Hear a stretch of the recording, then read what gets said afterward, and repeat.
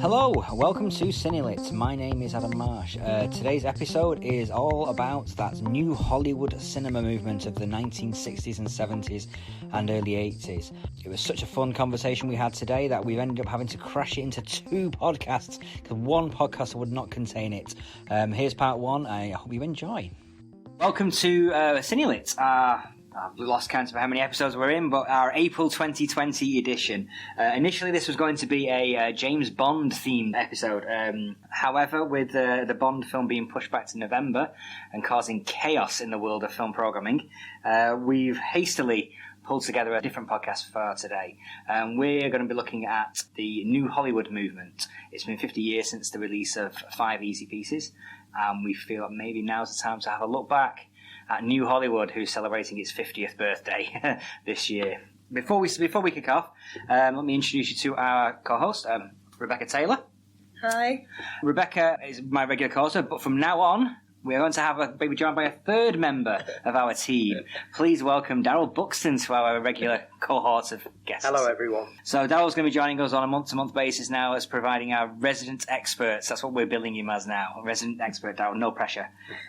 So we're going to kick off with New Hollywood. But before we start, I just want to just maybe establish why we're doing this podcast. We've called it Cine-Lit because we're discussing around the office cine literacy in films and how with the rise of streaming, there has become an idea of like, well, it doesn't really matter that it goes to cinemas because it's not very cinematic, and people's ideas of what is cinematic and what isn't cinematic, I feel, are starting to shift at the moment. And we're trying to combat that a little bit by saying, well, we don't want a certain type of film to be the only films that are in cinemas. Lots of films, for very different reasons, go in cinemas, and you get different experiences from those films. Cine literacy, it doesn't have to be all university-educated people, and we're here to try and bridge that gap between entertainment and cine literacy, I guess. Yeah. What do you reckon, guys? Definitely, yeah. Cool. Okay, so we're tackling New Hollywood today. So New Hollywood was a period of American cinema from the late 60s through to the early to mid-80s, which was born, I guess, in the dying embers of the Hollywood studio system.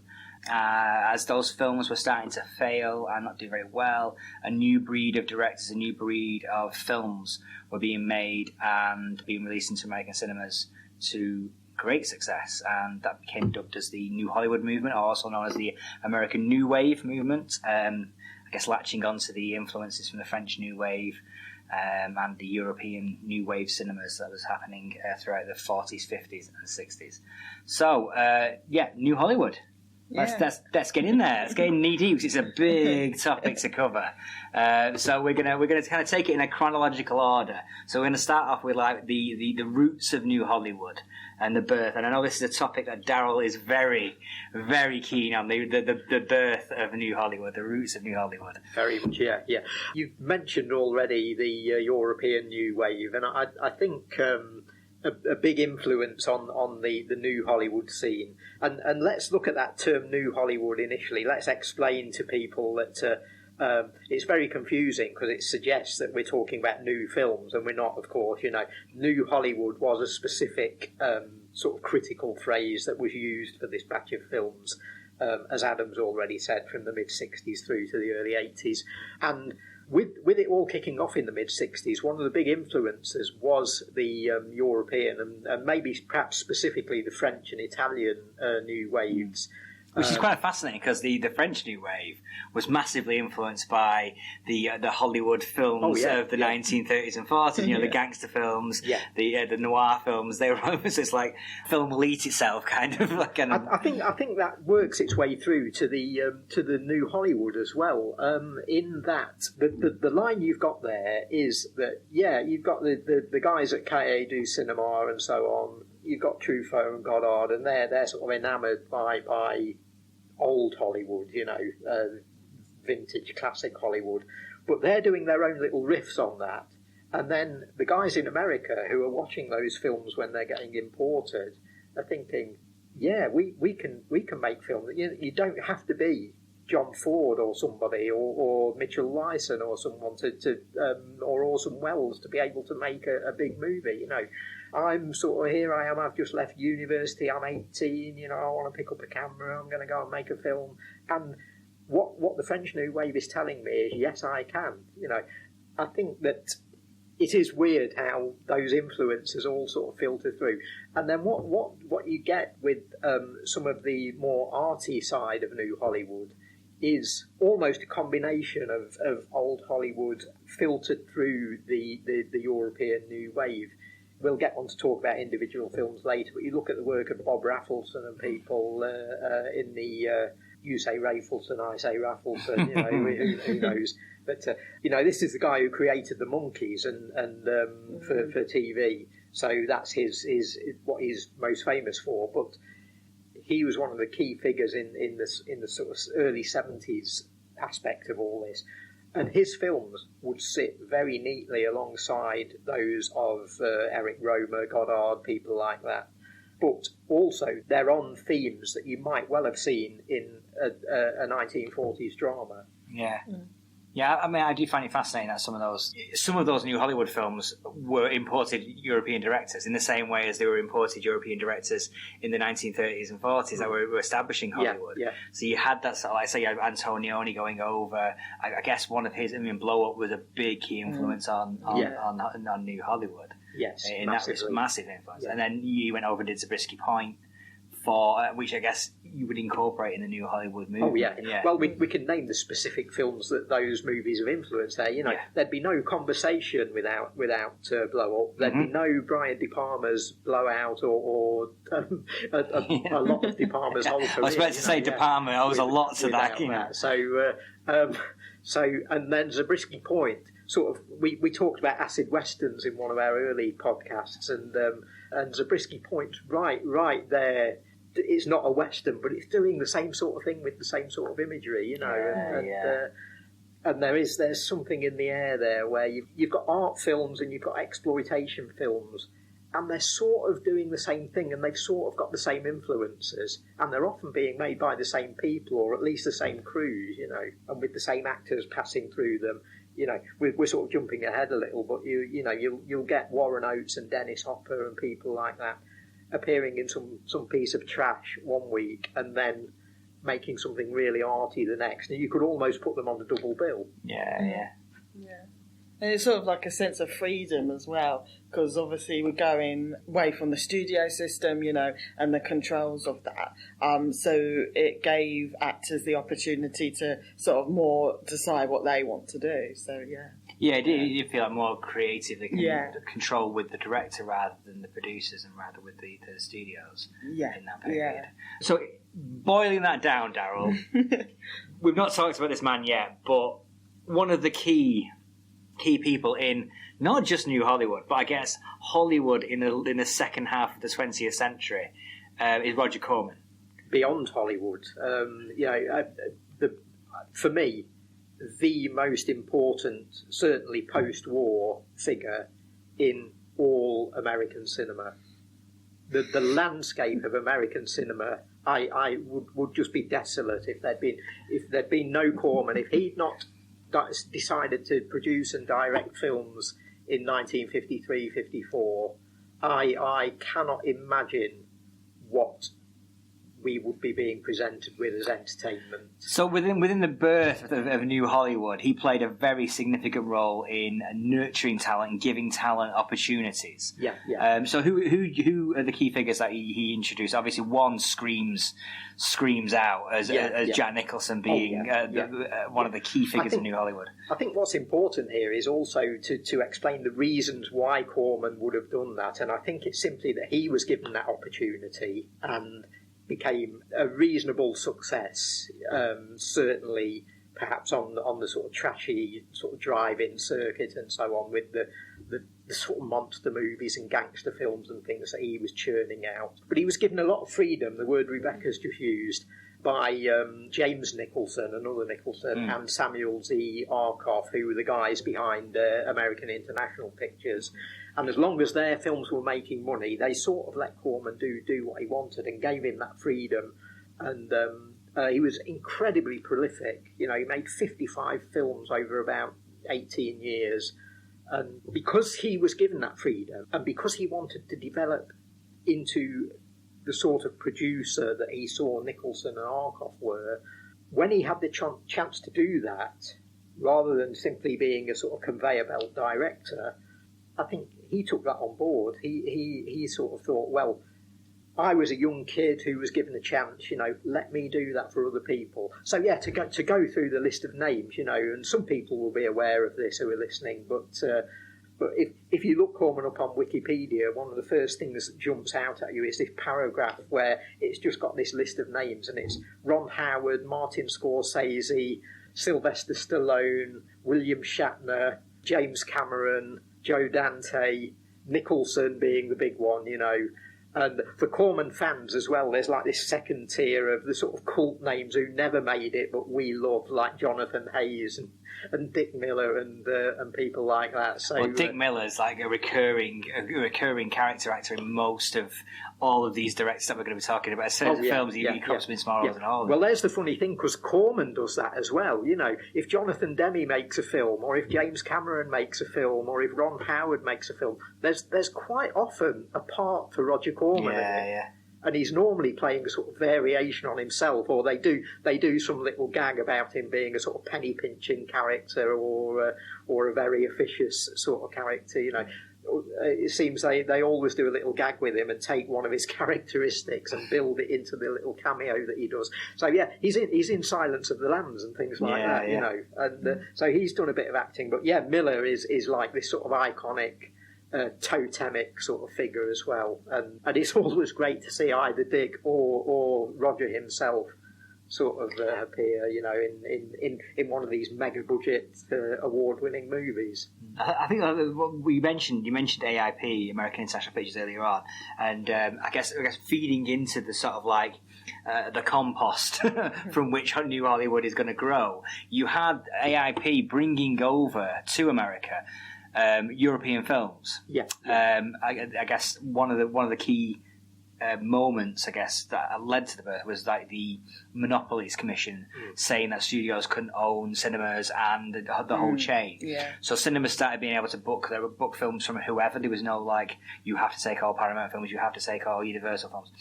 So it opened up the opportunity for independent filmmakers to make films and get them shown in cinemas without the construct of that studio system, of which AIP rapidly took advantage of. Oh yeah, I mean their own movies are sort of, you know, they're full of car chasers and monsters and screaming girls and stuff, but they're importing like Bergman films and stuff like that. Exactly, and that's got to make a really interesting mix into the psyche of the cinema goer in the 50s and 60s, where you're seeing Bergman, you're seeing Pulp Fiction type films, you're seeing that kind of whole mix. It's all becoming part of what you take to be cinema.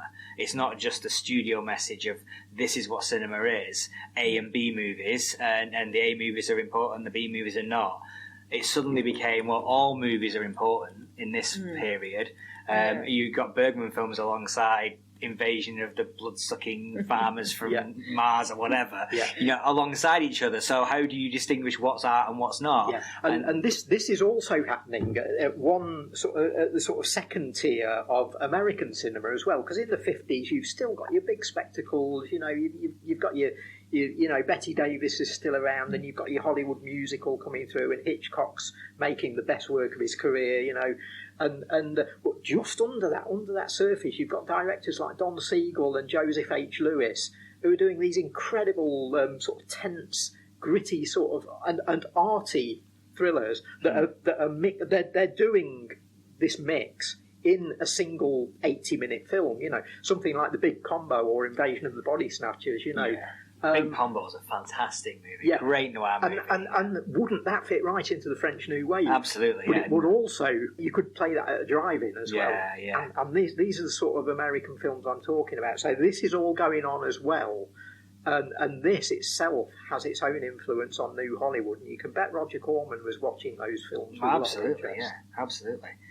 Let's get to some of the key early films then. I guess the one or two that scream out as being landmark moments. I guess we're talking Easy Rider. Yeah. We're talking Bonnie and Clyde as two of the main ones. And like you said, we've got, I don't know, I think like Point Blank. Yeah.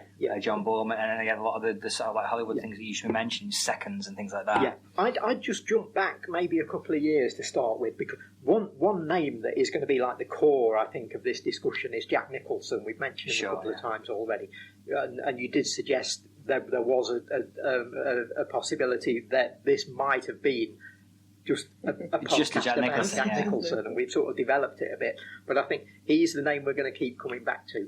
Very, very interesting career. He started out as an actor working for Corman and wasn't all that good. You know, if you watch films like The Terror and The Raven and things like that, those early sort of Boris Karloff films that Corman was doing, and Nicholson's pretty terrible in them, you know. But he then became a very, very good writer. And he was writing things like, he wrote The Trip for Corman, which is an amazing sort of drug-influenced LSD movie, which sort of folds back into Corman's Edgar Allan Poe films as well at times. You know, it's a really, really weird, trip of a movie. And Nicholson wrote that, and then he was working with Bob Rafelson on the Monkees stuff and on Head, you know, and Hollywood sort of perceived him as being, there's this terrible actor, but he's actually developing into a really, really good writer, as were people like Robert Towne at the time, you know. And Nicholson, I think, was being seen as, this kid could be someone that we develop.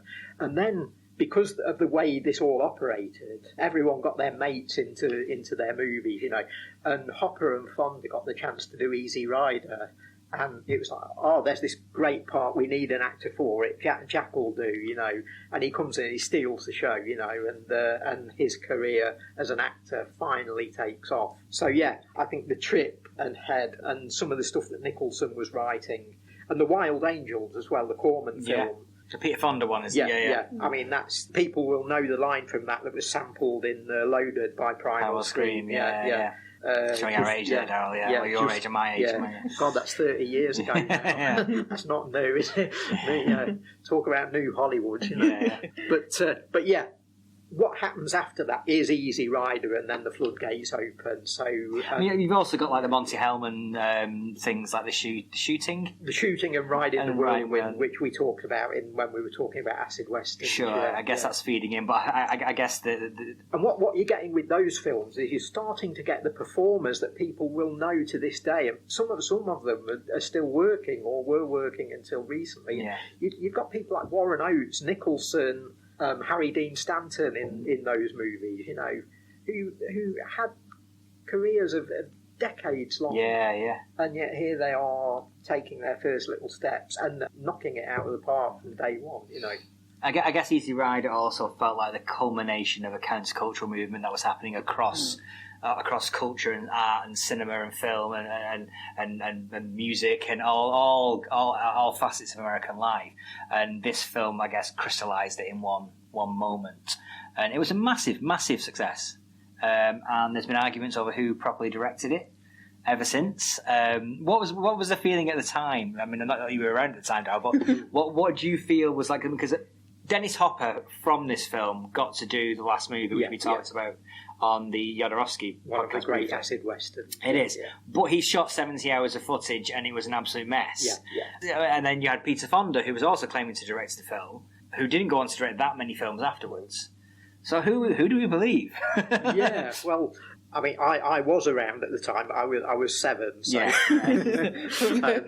I'd not taken an awful lot of LSD. So, but I don't think we'll ever know, frankly, the answer to your question, Adam. And that all sort of feeds into the myth of this movie and what the whole sort of aura of Easy Rider is.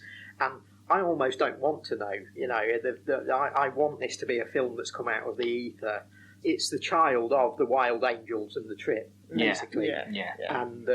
And Hopper, interestingly, at this time, to bring in old Hollywood for a moment, Hopper had been working with Henry Hathaway quite a lot. He's in a couple of Henry Hathaway westerns in the late 60s, including True Grit, which he does a little 5-minute scene with John Wayne, which is absolutely incredible.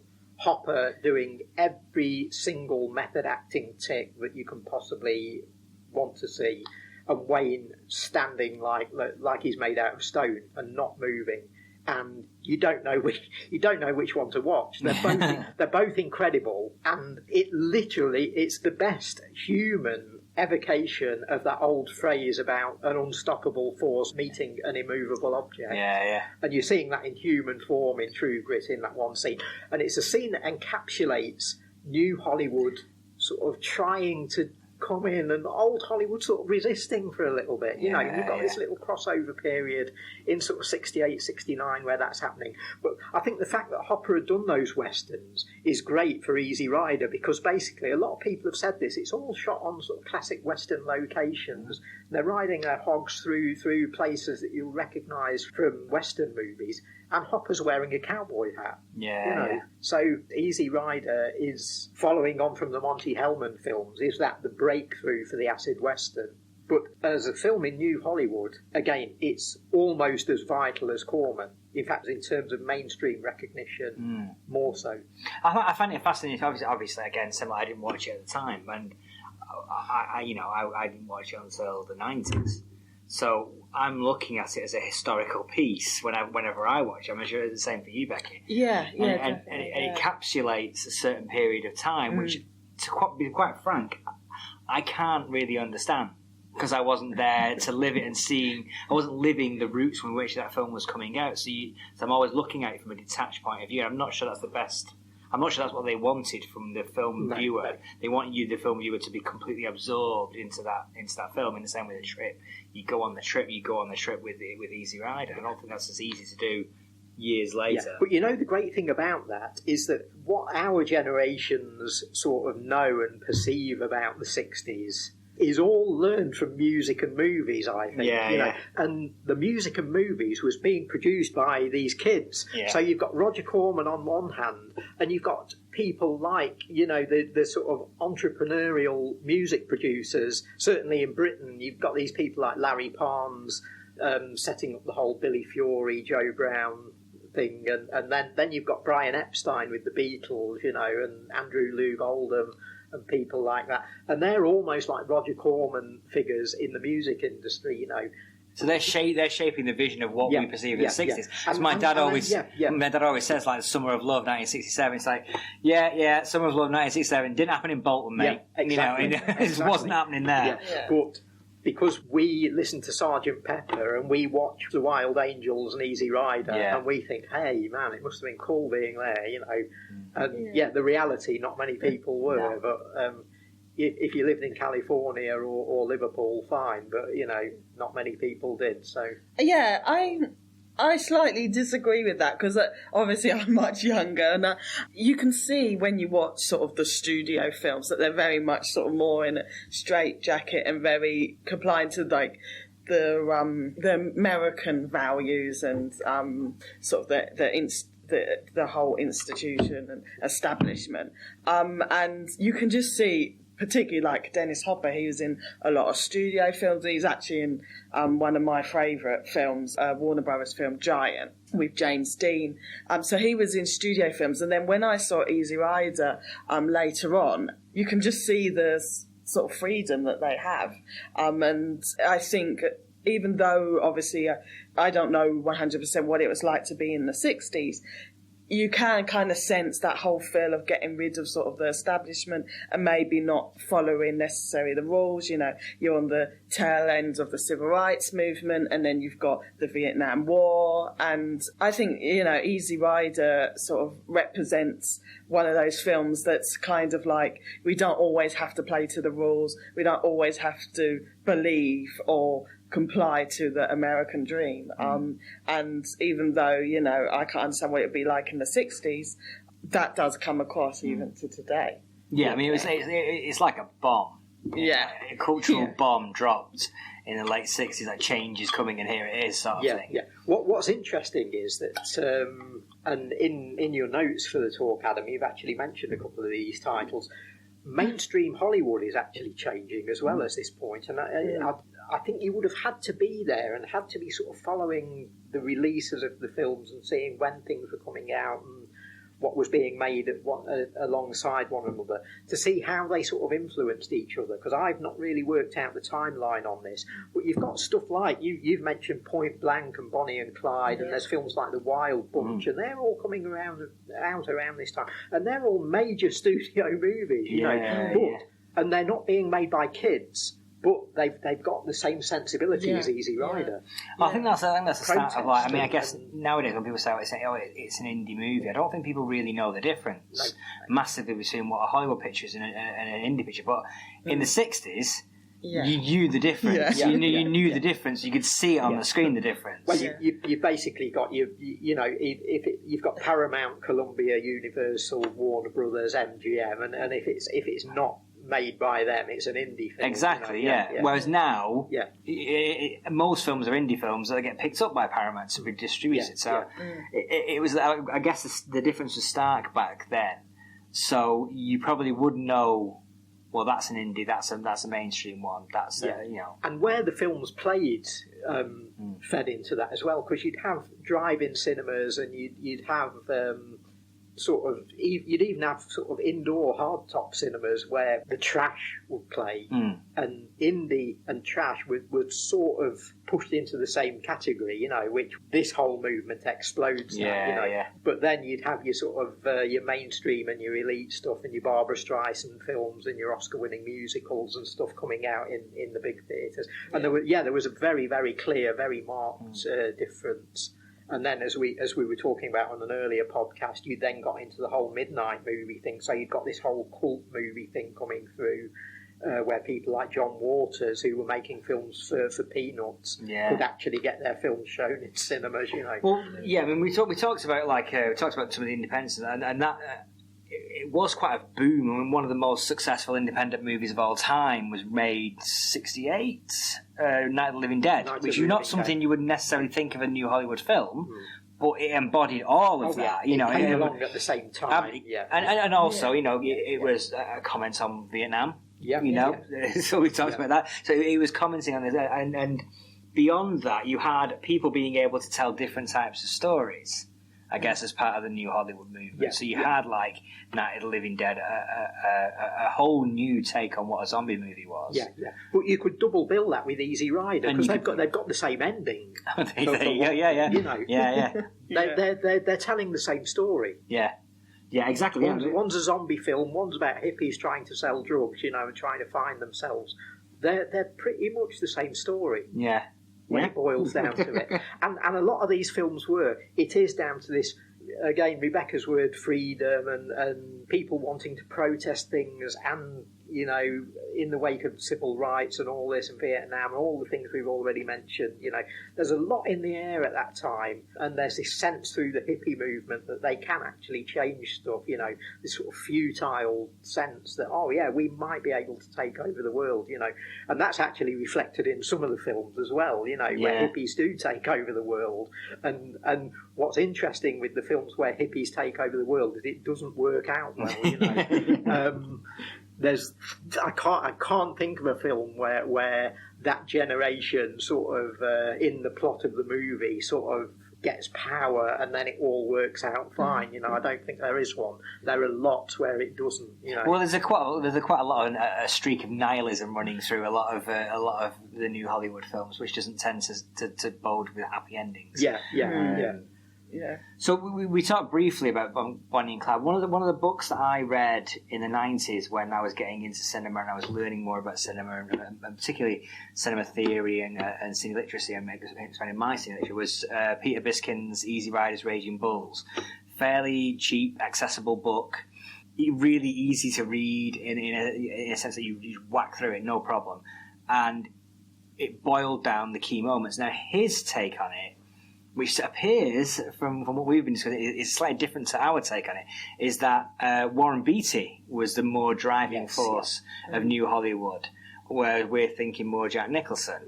What's your thoughts on that? I don't see it myself, I must admit, but I think Warren Beatty was quite influential, particularly like Bonnie and Clyde, sort of with that sort of crossover of the studio system. Like, I know that he was very influential in the making of Bonnie and Clyde. So I do think he probably was one of the ones that was influential at the beginning, but I think it's Jack Nicholson that sort of carried it on towards the... I think Peter Biskin's right, and I think we're right. I think Nicholson and Beatty are both sort of core figures here, but it's back to this major studio versus indie divide. Beatty's the corporate studios rebel. Yeah. Nicholson's our rebel. You know, he's the underground rebel. Because I mean, Beatty went on to do some big films in the 70s. One of my favourite films, full stop, is The Parallax View, and he's magnificent in that movie. Best film of the 70s. Well, there you go. So you know, he's in according to Darrell Buxton, the best film of the 1970s. So how can we marginalise such a character? All the films are available. Yeah. So he obviously he had a major role in shaping what the studio, how the studios morphed and changed to reflect.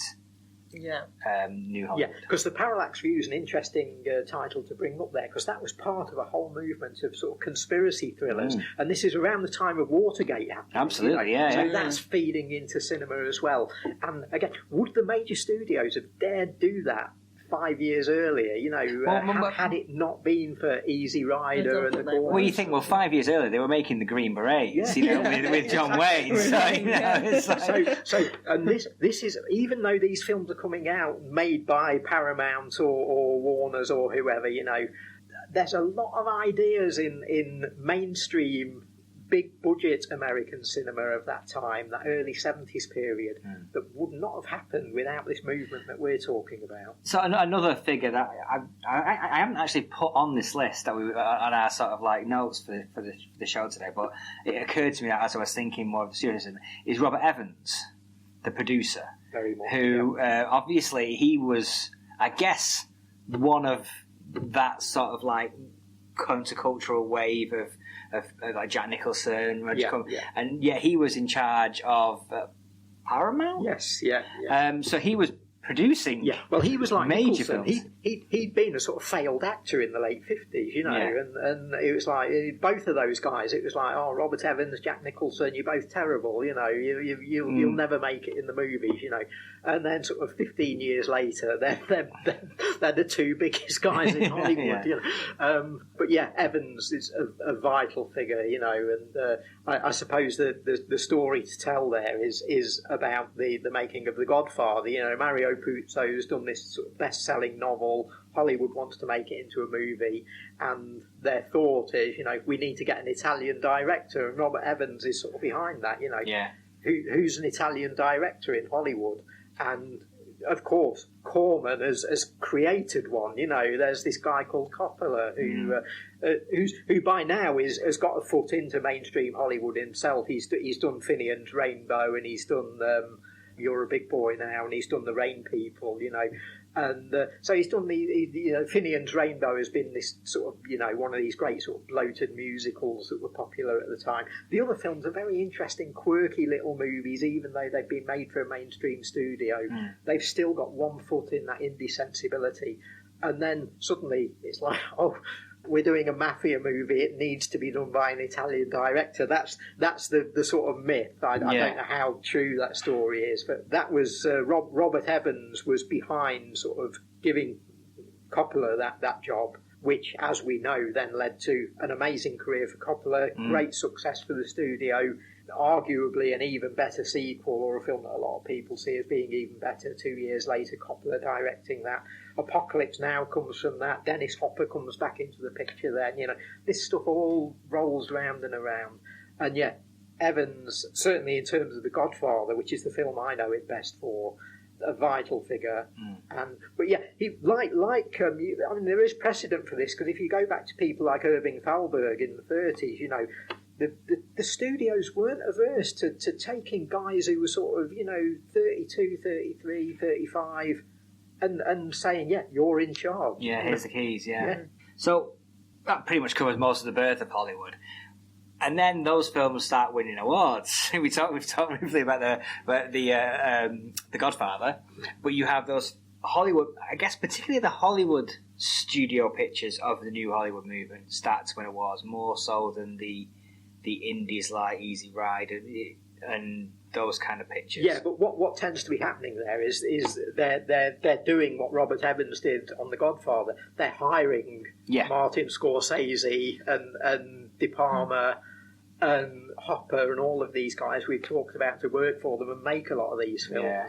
Or even if it's not guys from that scene, it's people like Terrence Malick who are sort of on the fringes of it, who maybe haven't been given a break by Corman, but are wanting to get into film. And Hollywood suddenly, as well as giving Robert Evans a chance as a sort of studio boss, they're prepared to give young directors a chance on big budget projects, and that pays off at the box office and it pays off at the awards. Well, looking at the thing, I mean, I would say in 1971 you got Last Picture Show, which is Peter Bogdanovich, another Corman disciple. One of my favourite targets, obviously, which is brilliant film, a fascinating film in the way in the history of it, really, I guess, with that film where Bogdanovich was given the opportunity to direct Targets, a small budget, but he also had 8 days with Boris Karloff.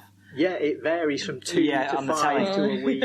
So you had a limited amount of time with Boris Karloff. And again, it's like what I mentioned about True Grit. You've got new Hollywood meeting old Hollywood, and that's what the film's about. Exactly. That's the topic of the movie. Well, that's the plot, isn't it? I mean, obviously you've got the old horror star and the sniper, the new horror star. But they're sort of representing these. They're embodying these types of cinema, which is fascinating. You know? Absolutely, and then obviously that was sold to Paramount, I believe, because it was too good a film for Corman to put out. I think it was what Bogdanovich tells it. But Corman, to his credit, agreed and sold the film to Paramount, and then that led on to a relationship with that carried on with Last Picture Show, which Oscar-winning film in 1971.